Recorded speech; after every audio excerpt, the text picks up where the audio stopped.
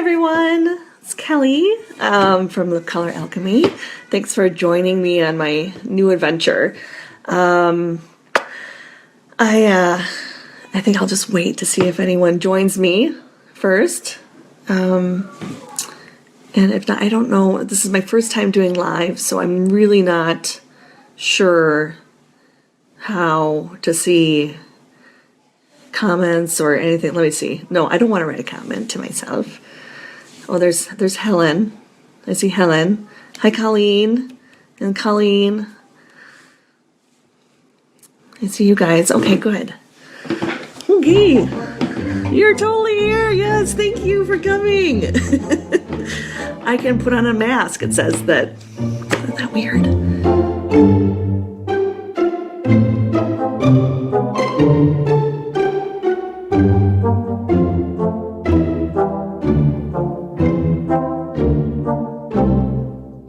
Welcome to our video memorial and tribute to Kelly McGaughey Jones.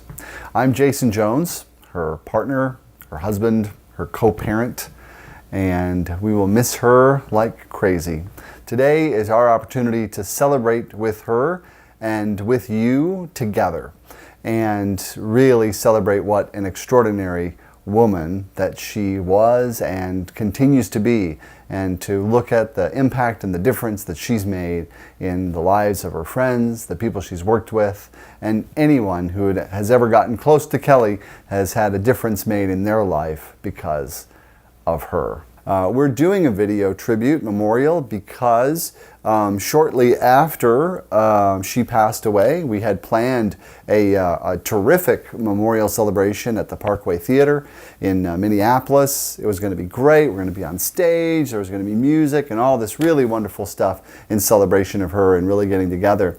And then COVID happened. The pandemic struck and turned the whole world upside down. And so after a while, we pretty much recognized that we weren't going to be able to all get together in person, and there would have to be another way. I want this video to serve two really important purposes. One so that we can really celebrate and really get present to how extraordinary she was, and also so that there will be something for her two boys, Maxfield, age 9, and Hugo, age 5, right now in this year of 2020, that they can look back and see who she was as a person and the difference she made in other people's lives. So let's start at the beginning. Kelly was born in 1975, in fact January 1st of 1975 at the Hennepin County Medical Center. And she was immediately upon birth adopted by Gary and Elaine McGaughey, and they took her down to a little street called Brook Lane that settled into St. Louis Park. A little wooded lane that's on a dead end that sits right up next to a creek, and a beautiful place to grow up where she had terrific adventures and great times. And to begin giving us what that picture was like, we're going to have Amy Beckman, one of her childhood chums who grew up right across the street, share with us what that was like. The lane wasn't as busy a street, so we really could like ride our bikes and play around, and it was really nice. We played on the swing sets. We took turns at everybody's houses, so it was nice that way. I had a big yard that we'd play TV tag in, kind of like freeze tag. Kick the can. We would go down to Kelly's with the creek and kind of hang out in the woods, and her cousin Susie would tell us some scary stories. I made her play Barbies a lot. She didn't like Barbies as much as I did, but I loved Barbies. She had a Darcy doll who was like a bigger version of a Barbie, and I just thought that was the coolest thing, but she could really leave or take that. She was more into like board games and fashion plates, spirograph, that kind of stuff. We'd always be like really good about taking turns at each other's houses because we had to be fair. We would camp out in the yard, in my yard a lot. And one year, our neighbor, there was a raccoon problem.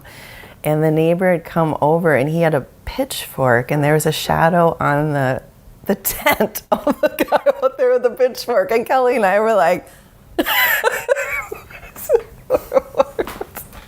that was probably the scariest time.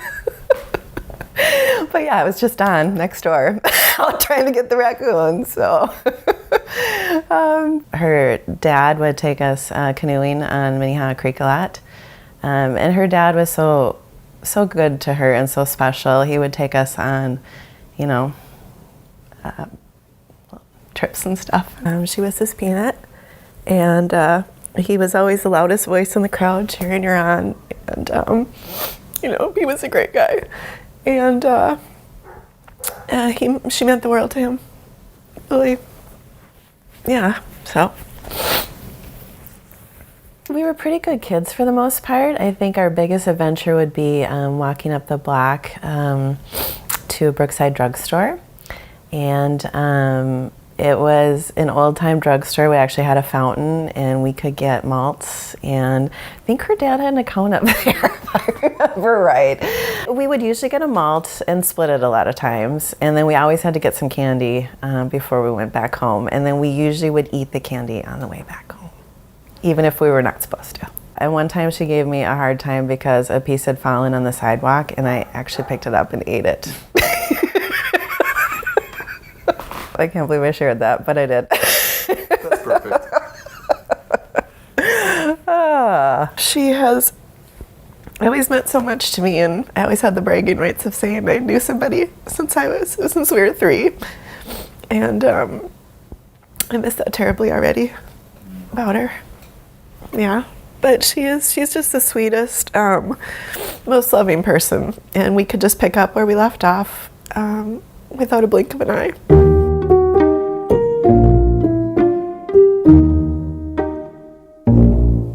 Hi. I get to talk about Kelly's teenage years and us starting an environmental group way back when, but I feel like I'd be remiss if I didn't share anything else about our lifetime of friendship that I'm so grateful for. I feel like it was love at first sight when we were 8 or 9. She was feisty and funny and creative and curious, and we were just kind of attached at the hip from then on, and did so much together as kids and teenagers and young adults and as moms and even as cancer warriors. That was the craziest thing, that it was so crushing when she was diagnosed with breast cancer, and then to be diagnosed 5 months later, we just were like, what? We get to do this together too. Not the kind of thing that you want to do together, but boy, it was a crazy gift, I think, to both of us. We talked a lot about how lucky we felt to be able to go through those hard days and sucky scans and all of it, and try to keep each other laughing, because if you know Kelly, you know that laughter was key. Laugh till you cry, happy tears. She would laugh until tears were running down her face and have to blot her eyelashes, right, with paper or tissue or whatever she could find. In fact, we went to Gilda's Club for yoga classes, and every time we'd have to position our mats so that we could not see each other, because we knew that if we looked at each other, we would bust out laughing, and she'd be in tears and I'd probably pee my pants and it'd be a disaster. So we just knew that we had to be careful.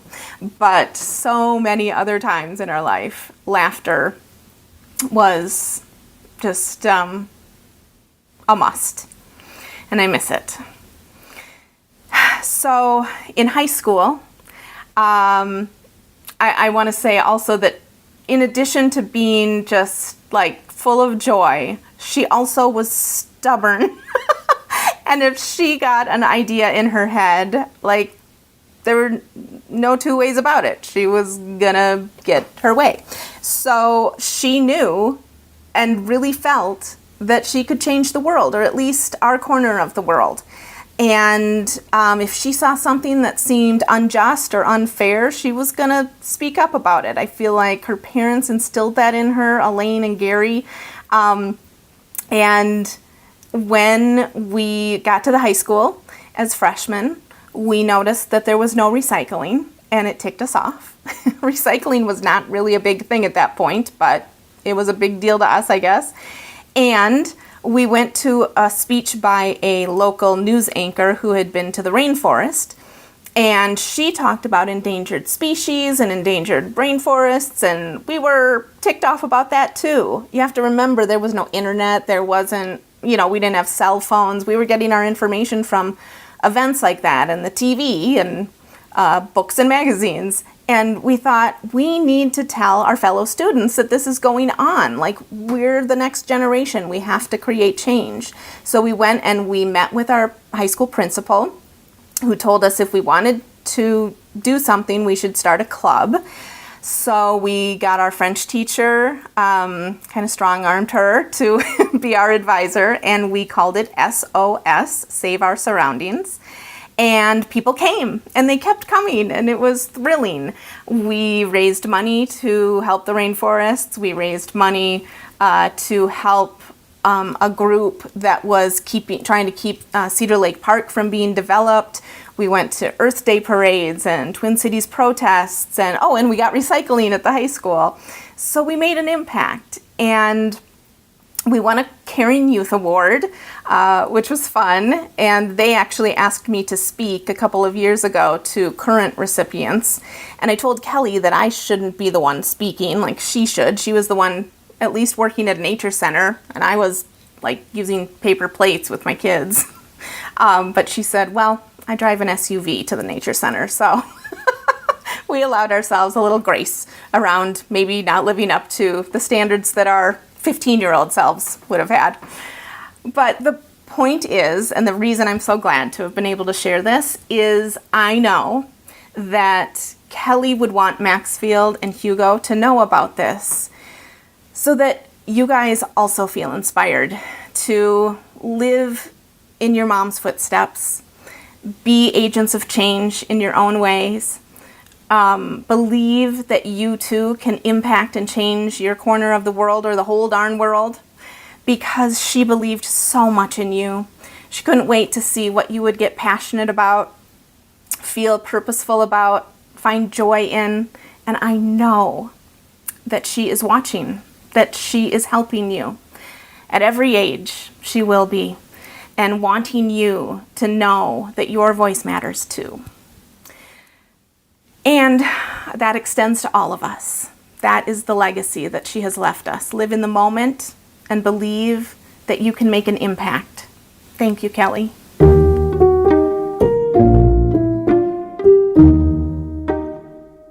Thanks, Liv. That was really fantastic.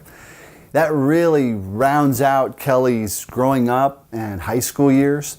And as I was digging through Kelly's things, I found this amazing note that she shared how she was feeling the day after she graduated high school. And I thought this would be great to share. I think it's necessary for me to write what I'm feeling right at this moment. It's June 10, 1993, the day of my graduation, and I'm overwhelmed. There are so many faces to be missed, so many friends that I want to continue with, and so many loves to be lost. Senior year has been the best year of my high school career. I wouldn't want to change it for the world. I wish I could go back and change things, yes, but I think those memories are just as important. I've been through so many things this year, losing boyfriends, friends, making new friends, cherishing the old ones, lusting over a teacher, making a magazine, rekindling friendships, going on camping trips, going to France for the third time, and most of all, knowing myself 110% better than I did last year. I've come a long way. This goes out to all the people close to my heart. I will cherish them always, and I will never forget the inspiring words one of them told me. Never give up your life for anyone or anything, Kelly, never. I miss them with all of my body and soul. I'll try to keep my faith alive and that I will stay true to my real self. Thank you. And as I've known Kelly, she has indeed stayed true to her real self. Let's continue on our journey of discovering and our journey of remembering with Kelly as Lee Oyang, one of Kelly's very best friends, shares a terrific song, Claire de Lune, with a little look back at Kelly's life.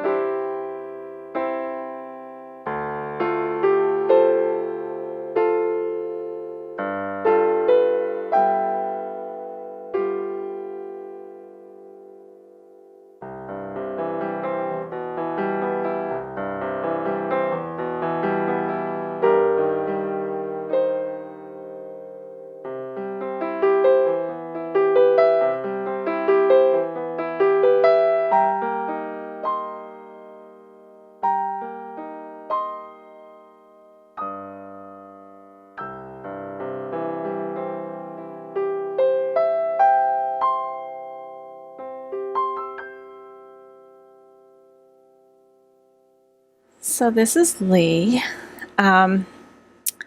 Sometimes I follow the rules and sometimes I don't. Jason asked for a single story, which I will get to, but as the finale of a short soundtrack of memories with Kelly over the years. The year is 1983, and I moved to a new school for the 3rd grade. And as I walked the halls with a certain new classmate, I kept hearing about this amazing girl, Kelly McGaughey. Kelly this and Kelly that. Had I met Kelly McGaughey yet? Soon enough, I met her, and yes, she was, in fact, amazing. We didn't have class together until 3 years later in the 6th grade. We spent a lot of time together that year, including this fabulous memory of a day at Kelly's pool. Big fans of the movie Clue, Kelly found a Crew Cuts record in her parents' collection, and we played it over and over again while lounging in the pool and doing our best Madeline Kahn impression from our favorite line of the movie. Only 3 years later, and there we were in high school. Kelly and I had gym class together, and although we hadn't spent a lot of time together in junior high, we picked right back up again, and this time for good. In another class that year, or maybe the next, I remember Kelly handing me a note. I carefully unfolded it and admired her beautiful handwriting. That was high school Kelly, so creative and artistic. I told her how impressed I was with her poem. She laughed and told me it was lyrics to a song. I I said we stayed together for good, and we did, but I did transfer to a different high school in my junior year, and I remember how pissed off Kelly was when I told her. She was the angriest about my decision, but she got over it. We still saw each other on weekends and breaks, and she remained one of my closest and dearest friends. The 90s and early 2000s are filled with memories of driving around with Kelly to go who knows where, listening to music, talking, and laughing. She bought me this Janet Jackson album on tape so I could listen in my car when I wasn't with her. Now, my timing's off a bit, but I've finally come to my story. Of course, it's no surprise that I have a zillion stories to share, but this one seems like a good one as we celebrate Kelly while also continuing to grieve losing her far too soon. At some point after affairs were settled, Kelly had the keys to her father's red convertible. I think it was red, right? Maybe a Mercedes? This is the part where Kelly would kick me for being horrible with details. It still seemed surreal and just not right that Kelly lost her dad so soon. Kelly getting her dad's car was this weird twist of having this really sweet ride because of a really awful reason. I remember Kelly coming over to pick me up, and it was this odd combination of excitement and sadness. In our youth, because we were young, we had the carefree and excellent idea to get all dressed up and go out for a drive. We drove to Ragstock in Uptown in search of the most outrageous sunglasses, headscarves, and shoes. I think we were aiming for Jackie O 1960s fashion, but you'd have to ask Kelly for the details. We drove around the lakes, blasting music and having a grand time.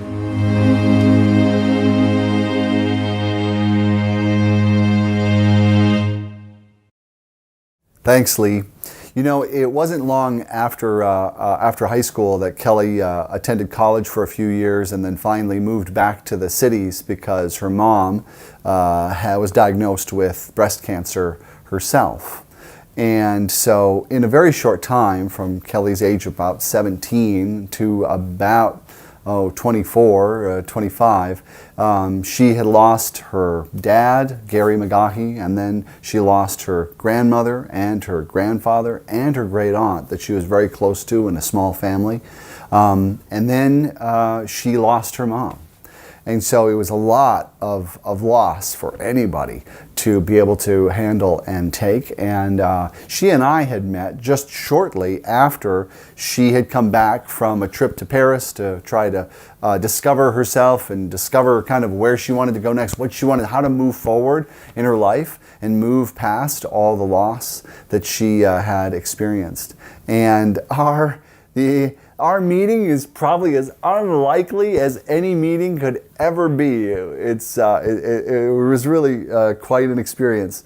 At the time, I was working, doing an overnight show on WCCO, and I was doing a talk show on the weekends. And Kelly was spending a lot of nights really sitting up on her computer, just kind of like basically being a night owl. She was very much a night owl. She'd sit up all night long and sleep most of the day. And one night there was a storm. So what do when you live in the Twin Cities or Minnesota and there's a storm? You turn on WCCO to get the weather updates. And she just left the station, the radio on, and then every night thereafter she just had WCCO going. Well, the weekend came along and then I came on the air, and she's like, this guy's different. He sounds so much younger than what I hear on WCCO. This is kind of odd. And so she started just tuning in and listening to the show really regularly, and apparently enjoying the show. And one of the things that I talked about on the show was my love for gargoyles. I collect gargoyles and that sort of thing, and she thought, well, hey, I kind of like this guy. He's a fun guy to listen to. I have a picture of a gargoyle that I took when I was in Paris, so she had a print made, put it in a frame, and sent it to me just as a really sweet fan gift. Like, I love your show, you mentioned gargoyles, I thought you'd like this. And I was just blown away. It's like the nicest gift anybody who's like a fan of my art and my work has ever given me. I even remember the moment that I opened it, Patty Peterson was there, and I swear she looked a little jealous because it was such a nice gift. Maybe she wasn't, I don't know, but in that moment it seemed that way. So I sent an email and I said thanks, and we started to have this great exchange over email. Now, mind you, I'm in the radio business, right? So I'm like being really cautious and I'm really careful in my communication and just keeping it cool but friendly and that sort of thing. And yet the more we dialogue over a few months, I'm thinking, gosh, I like this girl. She seems really normal, cool, interesting. She doesn't seem like what we would call in the business a groupie girl, you know, woman, if you will. And so anyway, I was kind of going back and forth. And finally she said, you know what? I would like to meet you in person. Not a date or anything weird, just meeting as friends in person. Would you be up for that? And I'm like, wow, I don't know, because I wanted to, but I wasn't sure and that sort of thing. And of course my radio friends are saying, Jason, are you nuts? And my other friends who are not in radio are going like, whoa, what have you got to lose? Meet her, do it. So I listened to my non-radio friends because that was more in line with what I wanted to do anyway. And I went ahead and I said, yes, okay, let's meet. It was February 13th of 2000, the year 2000 is what it was. And I pulled up in my car and there she was. Her stairway was like an iceberg. There weren't stairs, it was all ice. And she came out standing, she's like, don't come up, I'll come down, it's kind of dangerous. And she scaled the ice down, looking as cute as she could be with her little winter hat on and her cute little smirk, and came and got in the car, and we had a fabulous time. The craziest thing is, like I said, that first date was on the 13th of February. Well, the next day was the 14th, and being that she and I were single and not currently thinking about couples things at all, we went out to eat at the old spaghetti factory. And when we got there, we were like, why is it so busy in here? This place is packed. What's going on? It's a weeknight. And then somebody says, it's Valentine's Day. We're like, oh, that would explain this. Well, happy Valentine's Day. I guess we're on a date for Valentine's Day. So for us, we've had two special dates in our time together. We had, of course, our wedding date, which was September 27th, 2003, where we got married at the Landmark Center in St. Paul, which was magical and amazing. And then we had another date that we always celebrated every year. It wasn't Valentine's Day, it was the day before Valentine's Day, because that was our date and we could always track it back. And so I feel really privileged and really fortunate and lucky that I got to enjoy exactly 20 years and 1 week with this extraordinary woman, Kelly McGaughey Jones. So it wasn't very long after Kelly and I got together and moved in together, actually, within 6 months of dating, that Kelly decided she was going to go back and get a job, do some interesting work. And she had found a terrific job she really enjoyed at the National MS Society, where she made amazing friends and really made an amazing difference. And one of the people that she got to work for was someone she really loved dearly. She described this person as her work husband. She adored him so much. So I'm really excited that we have a story from Brian Columbus about Kelly. So Kelly and I first met when we both worked at the MS Society. First, she was working in another department where she was this really likable, energetic person that everybody thought did a great job. And I worked in a different department, and she came to me one day, and I remember she was like super nervous, like because I had an opening in my position, or I had an open position in my job, my area. And so she comes to me and she's like asking sheepishly about the question, because, you know, what are you kind of looking for? And I thought, this is not going to be a good fit. It's a data entry, reporting, paper pushing job. It's like super boring, and she thought it sounded fascinating. So, of course, I hired her because, you want to do that? Okay. And we worked together for a really long time. And actually, we made a really good team.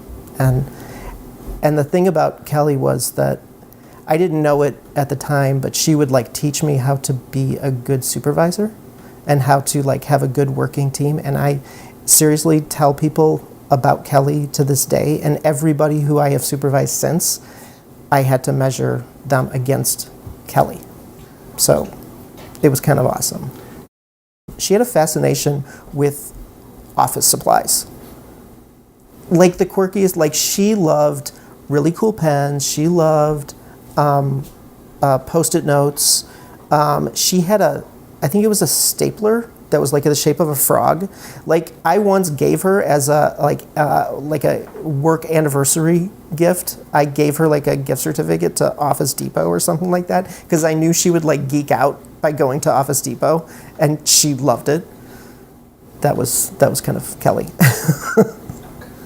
Kelly and I had been working together for a little while, and I come into work one day, and there in Cubeland, at my desk is a little postcard, and on the front of it's a duck. It's kind of a close-up of a rubber duck. It's kind of this awkward thing, and on the back of the picture, there's no note.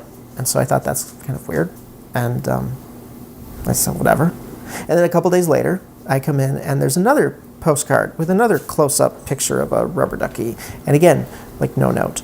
And so I thought this is really odd, and I thought, well, I asked Kelly, and she doesn't know anything. I said, okay, whatever. But then this goes on again.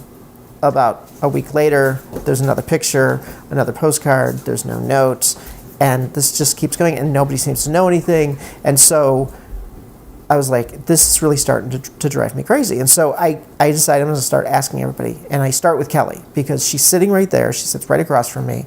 And of course she's going to notice. And the thing is, I didn't really think she could be a good liar. And I figured if she was doing it, I could easily break her because, it's Kelly. And so I asked her directly. I was like, are you doing this? And she goes, no, I don't know anything. I was like, okay. So I believe her. And I go on and I interrogate like everybody in the office, and nobody knows what's going on. So this goes on for like months. I mean, like months. There are pictures, there are postcards, there's actual little rubber ducks, like all the time. And every time one shows up, I immediately go to Kelly and I look, another one. She goes, oh my gosh, what's going on? So about a year and a half after this, Kelly comes to me one day, and the shenanigans by this point had sort of like died down. And she comes to me and she's crying because she's leaving. And 2 weeks after that, I come into my office on her last day, and my entire cube is covered in 100 rubber ducks of all kinds. They like line the walls, they're across the desk, they're over the computers. Like there's like little doctors and like little soldiers and like a whole mariachi band. And I immediately knew it had been Kelly all along. And I'll like never forget the look on her face as she came around the corner and she saw me standing there, and she had the biggest grin on her face because she had pulled off this huge prank. And of course, it turns out that she hadn't done it alone. She started it, but other people started joining in. And so there were a whole bunch of people who were giving me all sorts of ducks for months, and not everybody knew who all was involved in it. But I asked her, I was like, why ducks? And she says, you love rubber ducks. And I said, I do? And she said, yeah, don't you have a rubber ducky shower curtain? And I said, well, yeah, we did, but, we got it because it was cheap and it was from Quirky and it was from Target, and like, not because it necessarily had rubber ducks, but somehow I had told her a story of a shower curtain in my house, which that's odd that I even did that, but it stuck in her mind that I loved rubber ducks. And so that's why she started giving them to me. So it turns out that the joy in the duck, as I like to think of it, is in that it was a gift. And so several years later, when Kelly and Jason were throwing a big birthday party for Max's first birthday, I gathered up a whole bunch of them. I put them in a box and I gave them to Max because I figured, he should have them. He probably takes more baths than me. And when I left the Emma Society, I also re-gifted several of them to other people. And still today, at the MS Society office, there are ducks on desks that came from Kelly. So I guess in the end, her telling me that I love rubber duckies, she was right, because I will never look at a rubber duck without smiling and thinking of Kelly. So thank you, Kelly.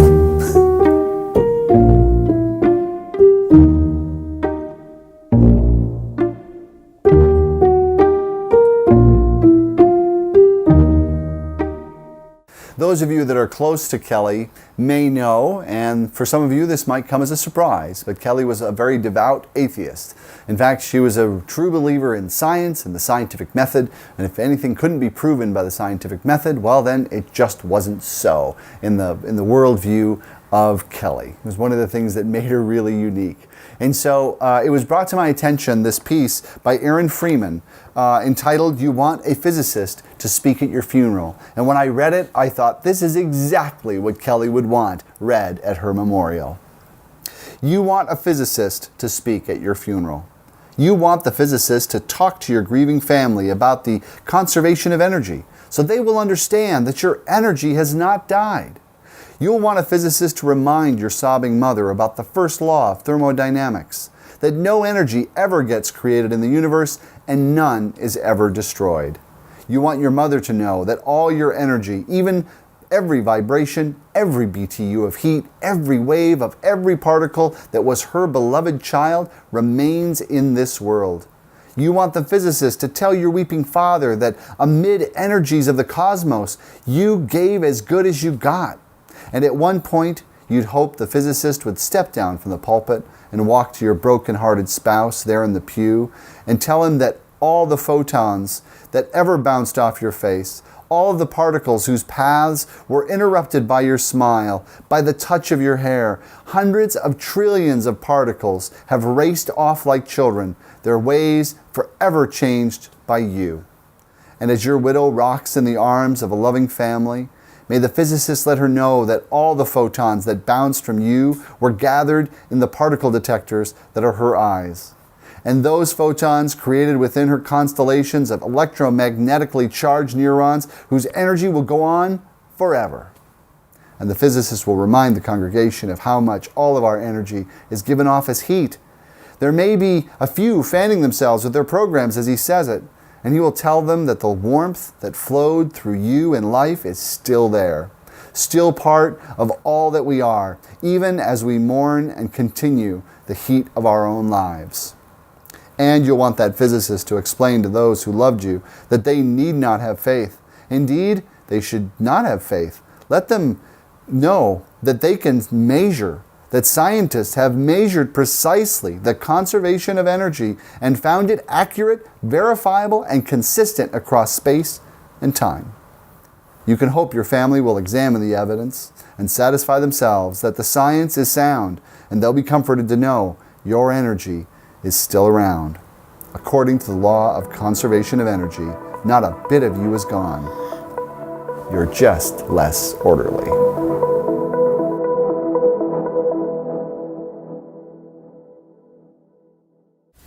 What I remember is her when she would get excited about something, just the way her eyes would light up, and her eyes were so expressive, and the tone of her voice would change. And she had these little, she'd call me Amy Girl and Matt Man, and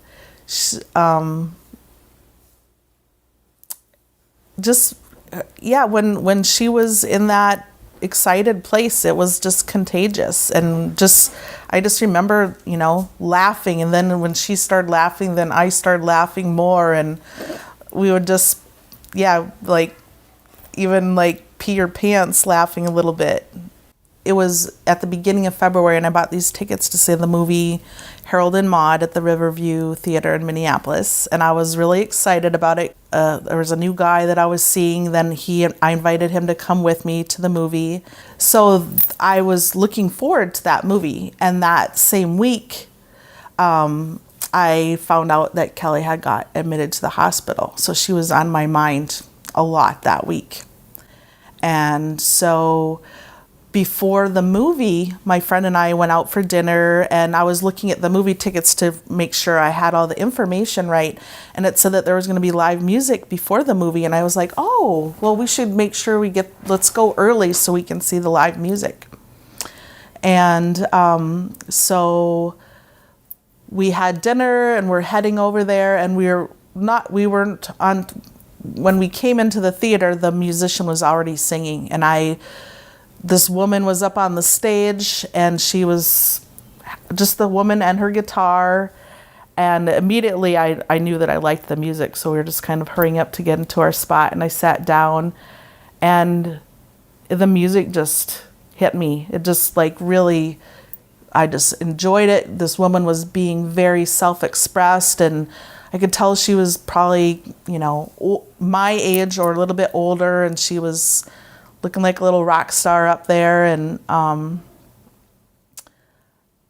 And so my friend was sitting next to me, and I just started getting emotional, and I didn't really know why, but it was like this woman was being very self-expressed, and then I just kind of started being aware of my emotions about Kelly and thinking about Kelly. And then I know that Kelly liked music a lot like me, and we would sometimes talk about concerts and different things. But I was starting to feel really connected to what this woman was singing. She was singing Cat Stevens songs. She was singing some Bob Dylan songs. She was singing songs that were from the movie. And one of the songs that she started singing, I just couldn't stop crying, and I felt like Kelly was singing to me. And it was an unusual experience because she didn't really ever sing to me in person, but I felt really connected to her. And it just continued to happen. And it was like some parts of it was just like it was happy music, but there was a song, and it's a Cat Stevens song, and I think it's called Father and Son, and it says about it's time for me to go away. And before this happened, like the last time that I was with Kelly, she was talking about how she was just tired, and she was just tired of that, and that when this woman was singing, I just got the sense that Kelly was saying goodbye to me, and it was a good feel. It was sad, but it was a good feeling. Like like she was just gonna be free. It's not time to make a change. Just sit back and take it easy. You're still young, that's your fault. There's so much you have to know. Find a girl, settle down. If you want to, you can marry. Look at me, I am old, but I'm happy.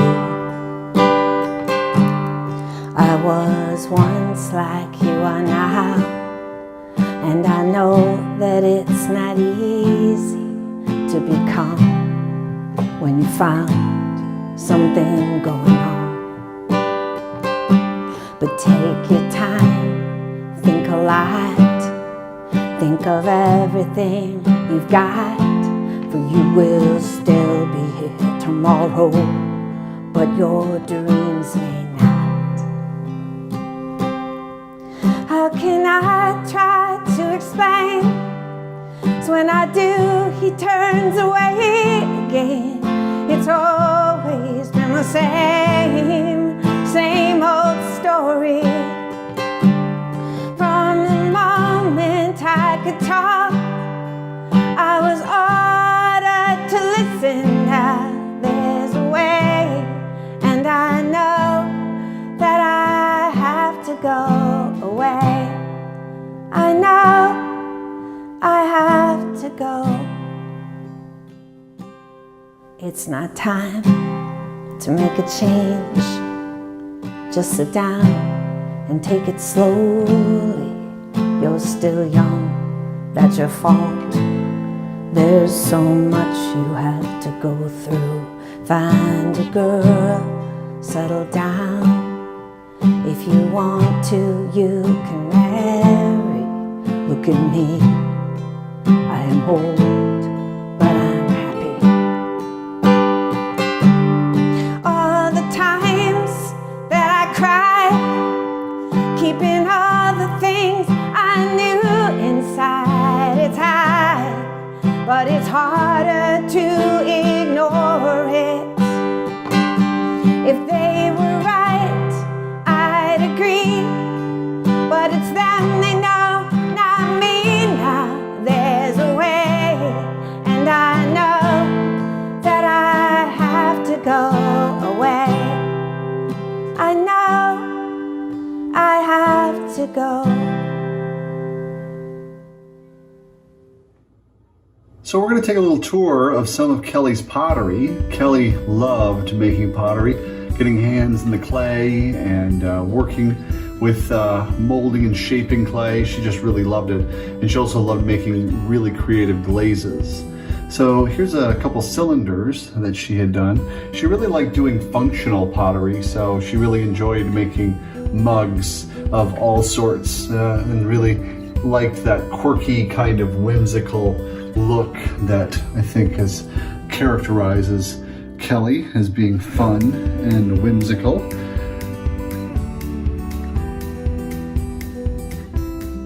Those are some test chips. There's a teapot with the teacups. Here are a couple pieces, along with our favorite wine. That was the first bottle we got of that wine when we fell in love with Montepulciano's. This is a little box, which is really fun. Opens up, puts together.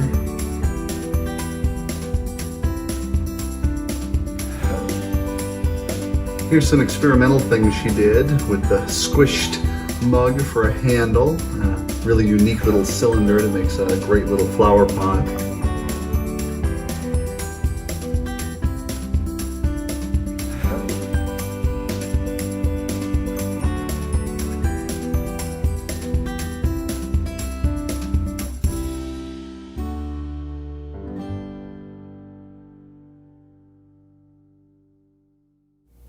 Kelly made just very few requests of what she wanted done in her memory when she was gone. She wanted a tree dedicated to her memory. It really occurred to me that the best place that there could be a tree dedicated to her memory is the place that she absolutely loved to work. The place that she described as her dream job, that she was excited to get up and go to every single day. And that was the work that she got to do for the Dodge Nature Center. If you would like to contribute to support that and to support that memory, that would be great. There's a link that is down below in the description of the video that you can use to make a contribution in the memory of Kelly for this memorial that will be there. When I was asked to think of a story that I could tell in front of everybody for Kelly's service, I thought, well, this will be a piece of cake because I have so many stories to tell. And then the more I thought about it, I couldn't figure out what story to tell about her. You know, do I tell about when we first met, or do I tell about her and I sitting on the floor of the Mazatlan airport peeling sheets of skin off of each other? Do I tell about our trip to Paris? Do I tell about Girls Weekend? I just couldn't think about what the best thing was to talk about. Well, so I stumbled upon a letter that I had written to Kelly in February of 2019 when she did something that was completely out of the normal for her. She went on that trip to Colorado. It was a retreat for women with metastatic breast cancer. So they had asked if any family members, friends wanted to write a letter to her for the last day that she was there. And she had a huge outpouring of love. You know, everybody was writing her letters. But I stumbled upon the one that I wrote her, and I realized what I wanted to talk about. So first I want to read the letter I wrote to her. Kelly, let's take a walk back in time. About 23 years ago, you dated a boy and decided to go over to his townhouse and hang out with him and his roommates. A few beers, a couple rounds of I Never, and I was hooked. I can't thank you enough for wasting that short dating time in your life. When the two of you broke up, I can vividly remember sitting on the stairs of my townhouse, talking you through it. A girl that I had only known for a few months. For whatever reason, our connection grew out of a bad situation. That's when our real adventures began, from playing hide and seek, supper at my house, Mexican vacations, Paris excursions, banging on your townhouse door until you answered, peas left in a microwave for weeks, and everything in between. There are times that hurt my heart, but I wouldn't change anything. It has us where we are today. My life would not be the same without you, your love, kindness, and laughter. You are my sister, my friend, my daughter, and a piece of me. I am thankful to be your counselor when you need one, your mom when you're not sure what to do, and your friend when we want to be silly. What we have gone through over the last 20 plus years has bound us to each other, like it or not.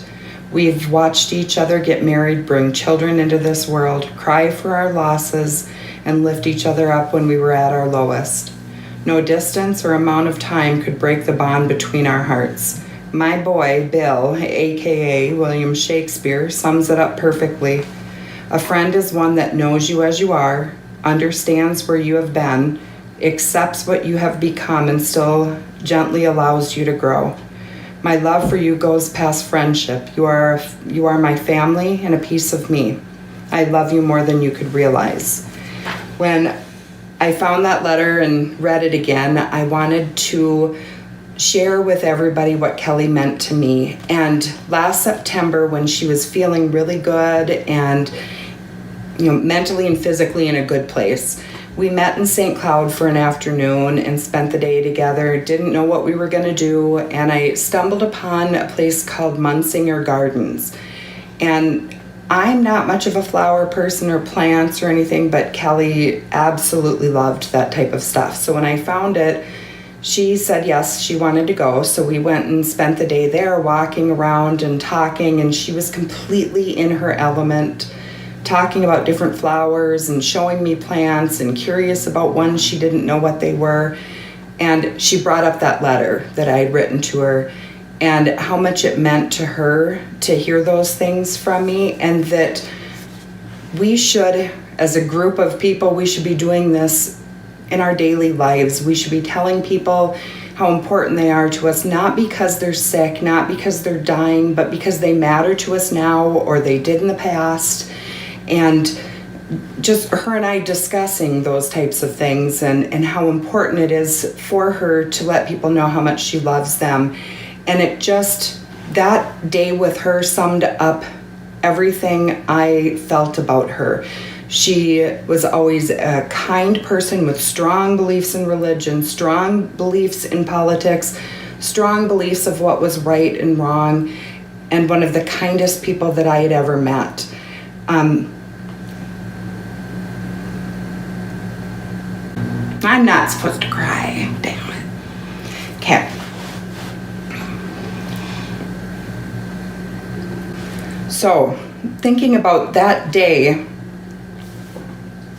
was probably one of the best days that I've spent with Kelly.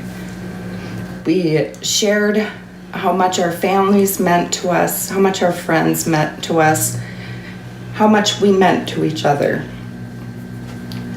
I'm so thankful that not only did I take the time to write that letter to her, to share with her what she means to me, but that her and I got to discuss it. Now, on a side note, my friendship with Kelly doesn't get to continue to grow. Ours is stagnant now. But I have something that nobody else has. I have this little piece of me and this little piece of her that I get to watch grow together. Maxfield and Kendall are 8 months apart, and they are the best of friends. They are polar opposites, just like Kelly and I, and they fit. They work together. They love and adore each other. And while I don't get to continue growing my friendship with her, I'm so blessed and thankful that I get to watch that friendship grow, and so sad that she doesn't get to. So that's my story about her. I will forever love her, and I will forever miss her.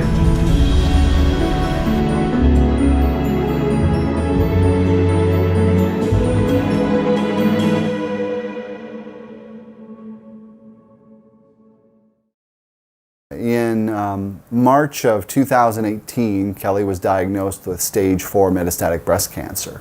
And it was absolutely devastating news, as you could imagine what that would be like and how that would change the way that you see your future and the rest of your life really even playing out. And Kelly got this opportunity to go to Colorado and attend what was called the EPIC experience, which, as it turns out, is a small group of people who are living with cancer, many of which in final stages of cancer like her, to be able to come together, connect, really bond, and form extraordinary relationships.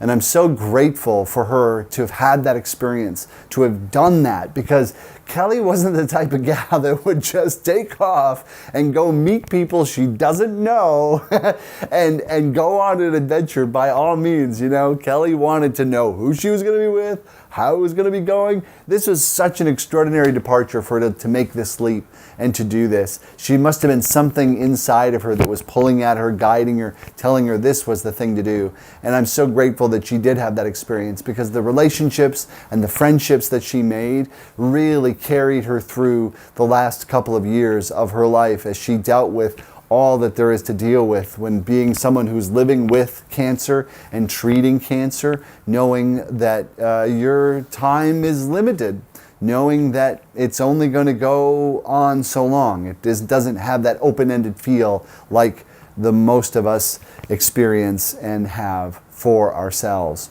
And so she got that letter that Helen shared, as well as about 40 other messages from everyone else. She just had this giant pile, which I was so happy for. And so she made one journal entry while she was there. And it is really, really quite amazing and seems really appropriate for today. On February 21st, 2019, she writes, "I feel like I was at my own funeral today. That might seem drab, but it was amazing. I've heard from friends near and far about what I mean to them. My heart absolutely burst. I was sobbing from all of the sentiments, tears of joy and heartache. I don't deserve all the accolades. I don't feel like I'm giving back enough. I need to change that. I need to see that I am strong and totally capable of anything. I want to be the best mom for my boys. I want to be the best partner for Jason. I want to be the best friend to everyone I love. I need to acknowledge more, let people know, and let them into my life. I want to create a new tomorrow. No, I am creating a new tomorrow." And that's exactly what she did. She came home a changed woman. I saw her stepping into leadership that I hadn't seen her do. She took over her support group. She led that. She was more proactive. She was more acknowledging. She was living as fully as she could with every day that she had. And it was really extraordinary. She was a really extraordinary person to be with. And I feel so blessed and so lucky and so fortunate that I got to be the one to be able to share that with her. And that we could share those special times together, that we could have two amazing kids together, and that we could be co-parents together. She was so great at co-parenting. She was so good. We worked together so well, looking out for the boys and doing what we needed to do for the boys. She was so amazing, such an incredible traveler. She would the trips that we went on, it was like having a travel guide with me. It was so fantastic. She was so good at it. Always on top of everything and the logistics and where we would. It was like I could just kind of go and look around all the time. Where are we going? What's happening? I just take it all in. I know that's what our first honeymoon to Paris was like. And that was just absolutely amazing and extraordinary experience that we had and shared. She was someone who really made a difference in the world. She was someone who had listening for people, who really heard people. She would really frequently experience where she would go to a checkout somewhere and they would just start telling her everything about their life because they noticed she was listening. She was really listening to them for who they were. She was someone who really, really cared. And for those that she was closest with, you would never find anybody more loyal and committed than Kelly. So I'm grateful for every moment that I got, and so happy that I got to experience that, even though it was cut way too short for all of us. We're coming to the end of the program here, and coming up, we're going to have another song by Judd August, who's a dear friend of both of ours, and some more images to remember Kelly by. And so I want to take this opportunity to thank all the amazing people that showed up for us in extraordinary ways in our neighborhood. My neighbors, Mark, the Paulsons, Mark and Shelley, and Tracy down the street, and Teresa, the people at Day by Day, the development center that Max went to, and then Hugo for many years. All of our friends, Bill and Maureen and Mike and Heather and Kirk and Jess that we were close to, Helen and Kirk. I know there's names that I'm going to leave out. There's so many. There was such an amazing outpouring of people on Facebook and people that have contributed to us financially and sent us gift cards and food and did everything that ever could to make it as easy as possible for us to deal with. And it was overwhelming, to say the least, in the best possible way. And I can't tell you how grateful I am for all of you. So know that you're appreciated. Know that you've made a difference for us. And it'll go on forever. Thank you. There's Mom eating a popsicle. There's Dad watching dishes. And there's him doing nothing. And there's me doing something. We just wanted to let you know that we miss you. And we hope to come see you soon. And I'll probably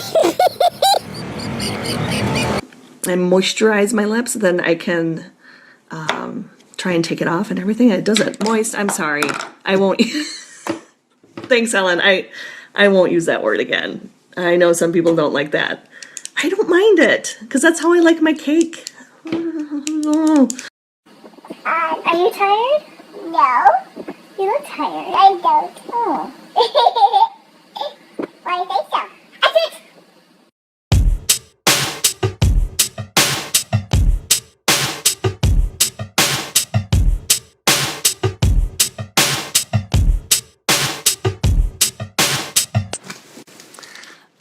Yeah, okay, sorry about that. So hi, I'm Kelly with Lip Color Alchemy. I'm hiding in my bedroom right now for my children.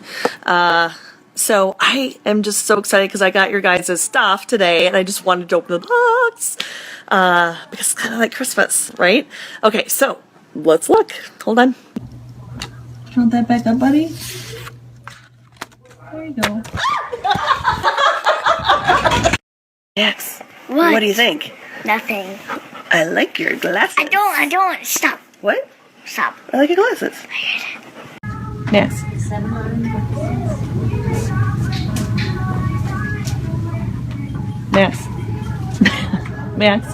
Maxiel, I get that you can see yourself. Why are you eating your brother's ear? My producer.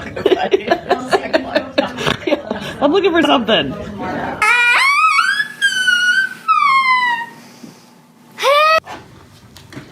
I'm gonna make one too.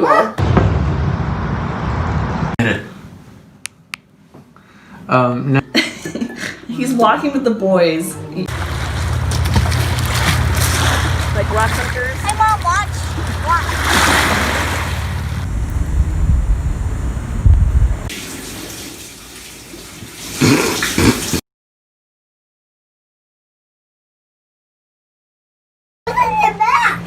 What's that? Did you see the water? Yeah.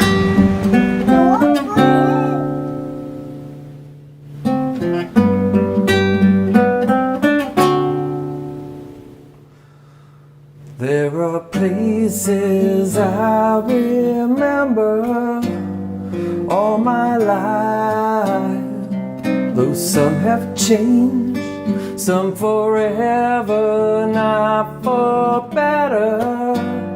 Some have gone and some remain. All these places had their moments with lovers and friends I still can recall. Some are dead and some are living. In my life, I've loved them all.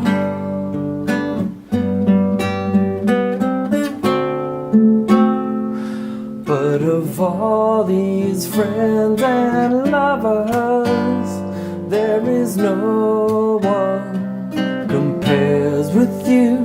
And these memories lose their meaning when I think of love. There's something new, though I know I'll never lose affection for people and things that went before.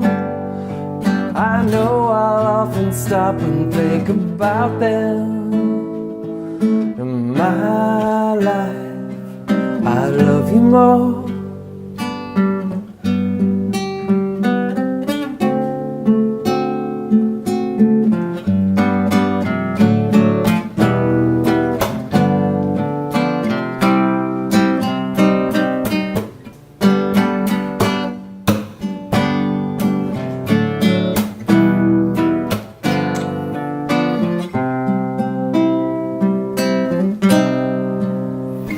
No, I know I'll never lose affection for people and things that went before. I know I'll often stop and think about them. In my life, I love you more.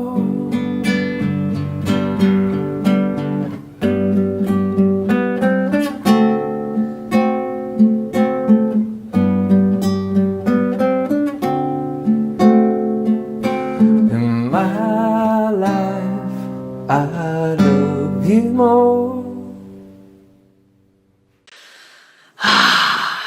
Anyways, I hope you're all doing good. I'm gonna contemplate this a little bit more, and yeah, have a wonderful, wonderful rest of your week. We'll see you later. Bye.